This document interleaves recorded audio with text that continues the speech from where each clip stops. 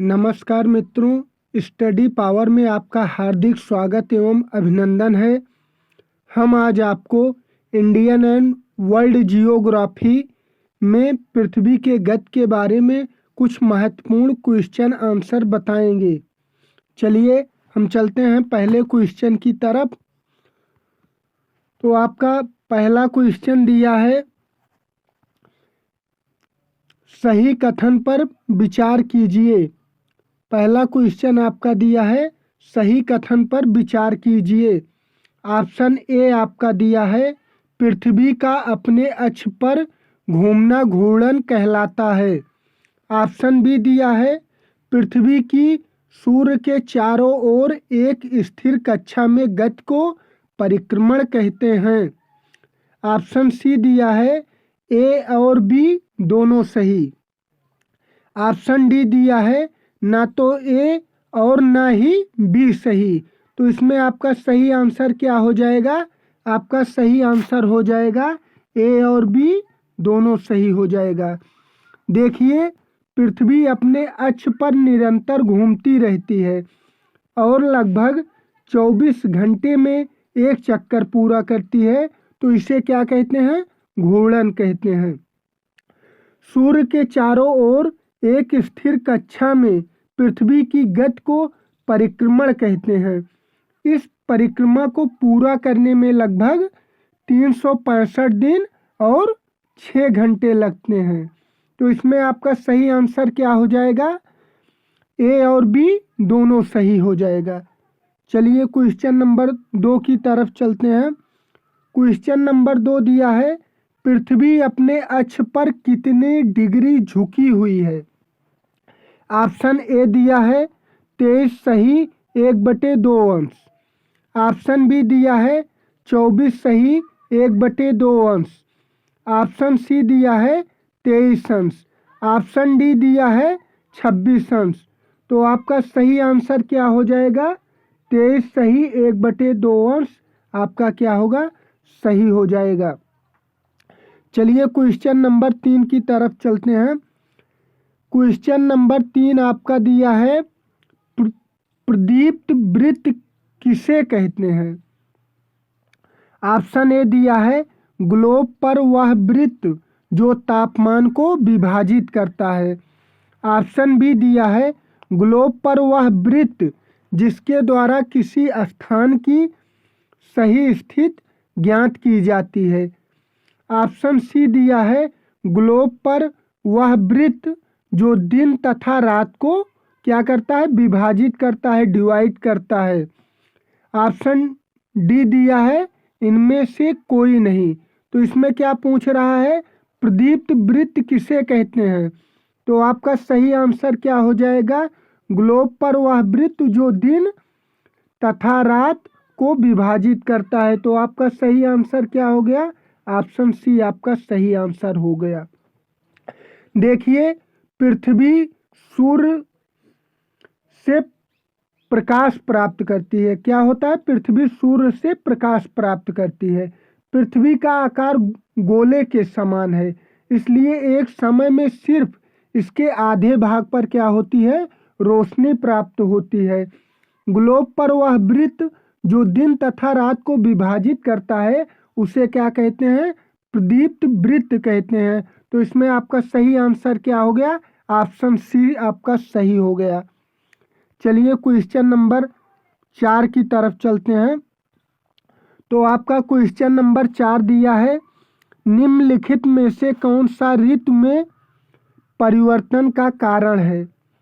तो option A दिया है, सूर्य के चारों ओर पृथ्वी की स्थिति में परिवर्तन। ऑप्शन बी दिया है, पृथ्वी का गुरुत्वाकर्षण बल। ऑप्शन सी दिया है, चंद्रमा का पृथ्वी के चारों ओर स्थिर कक्षा में परिक्रमण। ऑप्शन डी दिया है, उपयुक्त सभी। तो इसमें क्या पूछ रहा है? ऋतु परिवर्तन का कारण है। तो इसमें आपका सही आंसर क्या हो जाएगा? ऑप्शन ए, सूर्य के चारों ओर पृथ्वी की स्थिति में परिवर्तन हो जाएगा। देखिए, सामान्यतः एक वर्ष को में गर्मी बसंत एवं शरद ऋतुओं में अनेक प्रकार की ऋतुओं में क्या है, डिवाइड किया गया है। ऋतुओं में परिवर्तन सूर्य के चारों ओर पृथ्वी की स्थिति में क्या होता है, परिवर्तन के कारण होता है। तो इसमें आपका सही आंसर क्या हो गया, ऑप्शन ए आपका सही हो गया। चलिए क्वेश्चन नंबर 5 की तरफ चलते हैं। क्वेश्चन नंबर 5 दिया है 21 जून को पृथ्वी का उत्तरी गोलार्ध सूर्य की तरफ झुका होता है। सूर्य की किरणें कर्क रेखा पर क्या होती हैं, सीधे पड़ती हैं। इसके परिणाम स्वरूप अधिक ऊष्मा प्राप्त होती है। इन क्षेत्रों में सबसे लंबा दिन तथा सबसे छोटी रातें होती हैं। पृथ्वी की इस अवस्था को क्या कहते हैं? तो ऑप्शन ए दिया है उत्तर अयनांत, ऑप्शन बी दिया है दक्षिण अयनांत, ऑप्शन सी दिया है विषुव। तो आपका इसमें सही आंसर क्या हो जाएगा, आपका सही आंसर हो जाएगा ऑप्शन ए, आपका क्या होगा, सही आंसर हो जाएगा उत्तर अयनांत। देखिए 21 जून को उत्तरी गोलार्ध सूर्य की तरफ क्या होता है, झुका होता है, जिससे सूर्य की किरणें क्या होती हैं, सीधे कर्क रेखा पर पड़ती हैं। उत्तरी ध्रुव सूर्य की तरफ क्या होता है, झुक जाता है तथा उत्तरी ध्रुव रेखा के बाद वाले भाग पर लगभग 6 महीने लगातार दिन रहता है। उत्तरी गोलार्ध में बहुत बड़े भाग में सूर्य की रोशनी प्राप्त होती है, इसलिए विषुवत वृत्त के उत्तरी भाग में गर्मी का मौसम होता है एवं दक्षिणी भाग में क्या होता है, सर्दी का मौसम होता है। पृथ्वी की इस अवस्था को उत्तर अयनांत कहते हैं।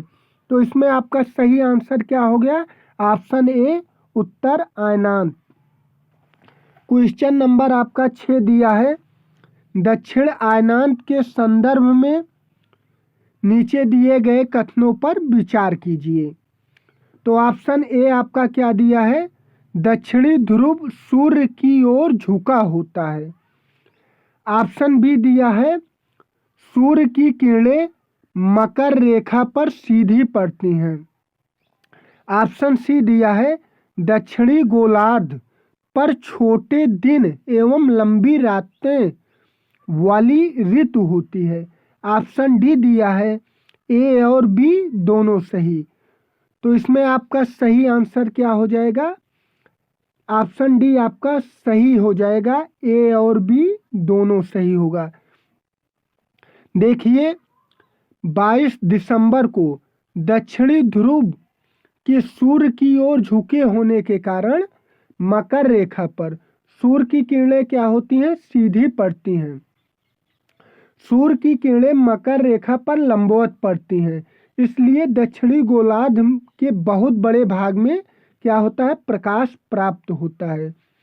इसलिए दक्षिणी गोलार्ध में क्या होते हैं, लंबे दिन तथा छोटी रातों वाली क्या होती है, ग्रीष्म ऋतु होती है। पृथ्वी की इस अवस्था को दक्षिण अयनांत कहा जाता है। देखिए कहीं कहीं उल्लेखनीय है कि ऑस्ट्रेलिया में ग्रीष्म ऋतु में ही क्रिसमस का पर्व क्या होता है, मनाया जाता है। तो इसमें आपका सही आंसर क्या हो गया, ऑप्शन डी। चलिए क्वेश्चन नंबर 7 की तरफ चलते हैं। विषुवत के संदर्भ में नीचे दिए गए कथनों में से कौन से सत्य हैं? ऑप्शन ए दिया है इस अवस्था में सूर्य की किरणें विषुवत वृत्त पर सीधी पड़ती हैं। ऑप्शन बी दिया है पूरी पृथ्वी पर दिन और रात बराबर होते हैं। ऑप्शन सी दिया है कोई भी ध्रुव सूर्य की ओर नहीं झुका होता है। ऑप्शन डी दिया है उपयुक्त सभी। तो इसमें आपका सही आंसर क्या हो जाएगा, आपका सही आंसर हो जाएगा उपयुक्त सभी हो जाएगा। देखिए 21 मार्च और 23 दिसंबर को सूर्य की किरणें विषुवत वृत्त पर क्या होती हैं, सीधी पड़ती हैं। इसे विषुव कहा जाता है। और 23 दिसंबर को उत्तरी गोलार्ध में क्या होता है, शरद ऋतु होती है, जबकि दक्षिणी गोलार्ध में बसंत ऋतु होती है। 21 मार्च को स्थित इसके क्या होती है, विपरीत हो जाती है। तो इसमें आपका सही आंसर क्या हो गया, ऑप्शन डी आपका सही आंसर होगा। चलिए क्वेश्चन नंबर 8 की तरफ चलते हैं।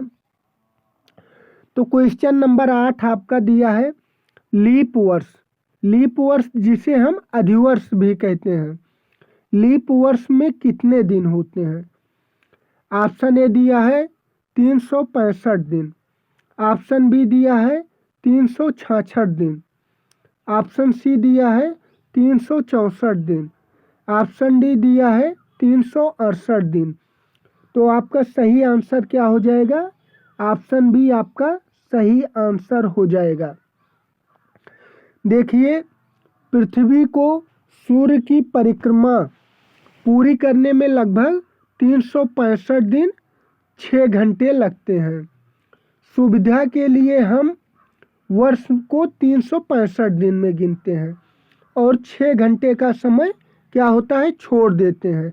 इस प्रकार 4 वर्षों में 24 घंटे अर्थात एक दिन का क्या होता है, अंतर होता है। इस अतिरिक्त दिन को फरवरी के महीने में जोड़ा जाता है।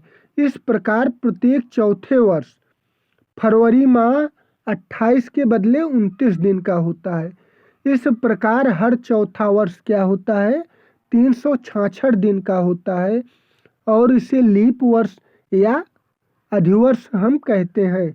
तो इसमें आपका सही आंसर क्या हो गया, 366 दिन हो गया।